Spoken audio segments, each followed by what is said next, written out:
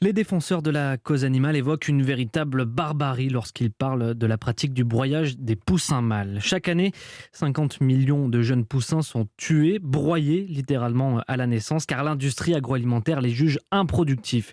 Une technique controversée et aujourd'hui, Laura Taouchanoff, le ministre de l'Agriculture, annonce que la France rejoint l'Allemagne et devient l'un des tout premiers pays à l'interdire. Oui, mais alors les éleveurs ne vont pas pour autant garder ces poussins mâles. Ils sont peu rentables puisqu'ils ne pondent pas et doivent quand même être nourris. À la place, ils devront pratiquer le sexage in novo. C'est une sorte d'avortement dans l'œuf pour écarter les mâles avant la naissance. Mais ça reste insuffisant pour Brigitte Gauthier.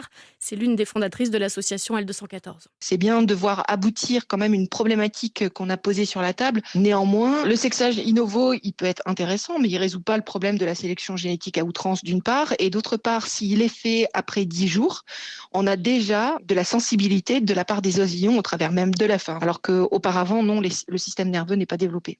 Une autre mesure entrera elle aussi en vigueur au 1er janvier 2022, l'interdiction de la castration à vif des porcelets pour éviter des odeurs au moment de la cuisson de la viande.